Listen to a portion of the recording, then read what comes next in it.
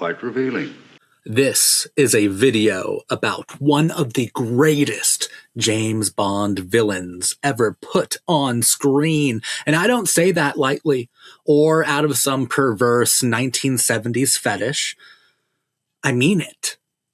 Dr. Kananga is not just a good Bond villain. He is a walking, smirking thesis about what villainy can be when it's allowed to be theatrical, intelligent, and genuinely bizarre. He's a doctor of poppies, a scientist of addiction, a technocrat of sin. From the jump, he is a study in masks. The occult hides in plain sight behind performance, ritual, and sleight of hand. Above ground, Kananga presents himself as Mr. Big, a suave, cigar-smoking Harlem gangster, impeccably dressed, impeccably professional, impeccably terrifying. Beneath that, he is something stranger.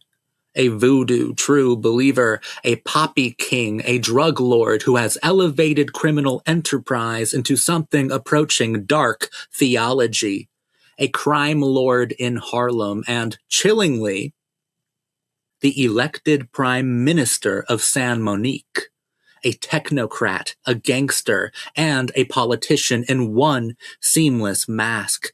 He doesn't just traffic in superstition or brute force. He engineers systems, agricultural, economic, political, and criminal.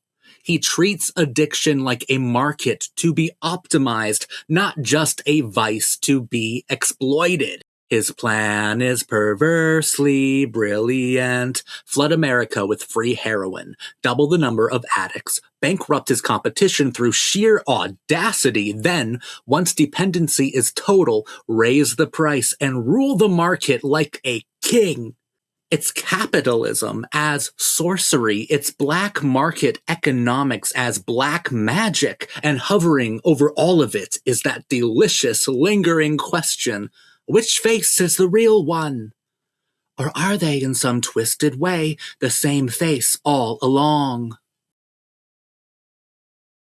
Mysticism saturates Kananga like incense. In Live and Let Die, voodoo is not just window dressing. It is atmosphere, worldview, and weapon. Kananga makes drug dealing feel like an occult ritual, heroin like a cursed talisman, smuggling like a forbidden rite.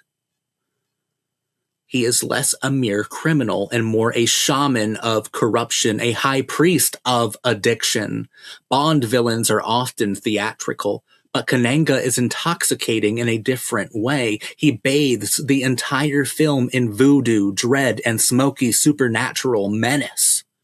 You can practically feel the drums beating whenever he's on screen.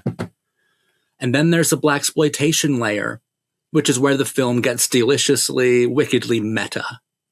Bond, at this moment in the series, is essentially a massive, glossy exploitation film. Outrageous set pieces, lurid sexuality, exaggerated villains, pure spectacle, cleavage, and escapades. Dropping 007 into a blaxploitation universe is a stroke of mad genius. Mr. Big is a blaxploitation villain who just so happens to exist in a Bond movie, and the clash is electric. Bond, of course, refuses to take any of it seriously. Not the tarot, not the voodoo, not the genre itself. He demystifies everything with a raised eyebrow and a quip. In doing so, he becomes, almost inadvertently, a kind of colonial intruder into Kananga's world, dismantling its mythology as easily as he dismantles his empire. Kananga's rage, when it erupts, feels earned. Bond doesn't just defeat him, he corrupts Solitaire, strips away the mystique, and desecrates the sacred machinery of his power. At the heart of Kananga is a fascinating duality. He is the intellectual mystic wearing the mask of an American gangster, the occult hiding beneath a tailored suit. This isn't just writing, it's performance, and Yaphet Kotto delivers it with a kind of simmering, aristocratic menace that's frankly stunning.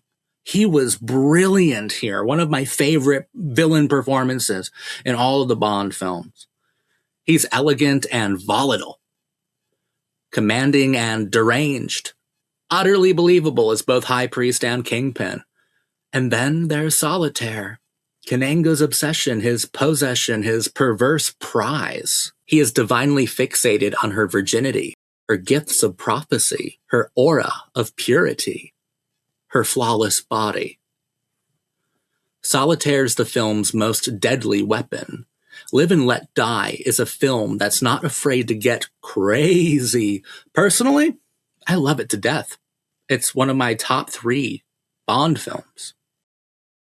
But I would think most audience members would need a stabilizing element or two to keep them level-headed in their chairs. That's where Jane Seymour, one of the most physically remarkable women ever born, comes into play. Solitaire keeps the audience fixed in a desire for her that establishes a system of experiences. Solitaire functions in the same way for Kananga's empire within the film itself. When she is taken from him by Bond, his universe loses its anchor. An anchor Dr. Kananga loved to sexually obsess over. Above ground, his people enact grotesque, ritualistic sacrifices. Below ground, he rules from a state-of-the-art lair like some infernal mastermind. Around him is perhaps the greatest criminal entourage in Bond history, Solitaire herself. The sadistic Tee-Hee with his metal arm, the eerie Whisper, the spectral Baron Samedi, and yes, Rosie Carver, who is Auga.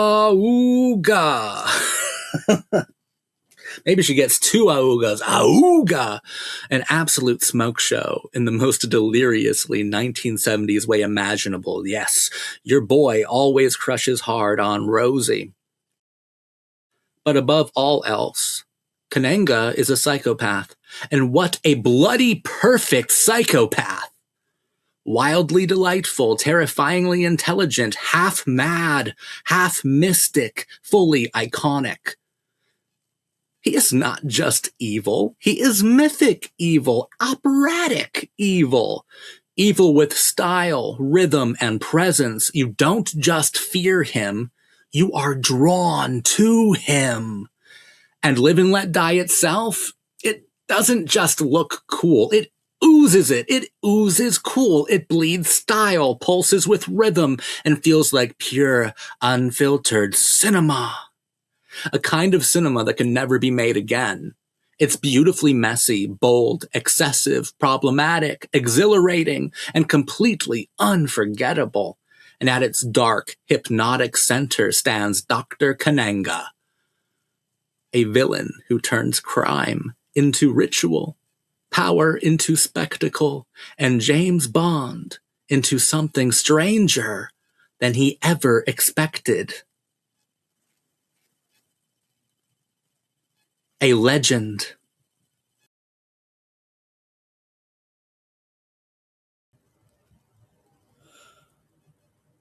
Thanks for your time. I'm the rejected Bond villain.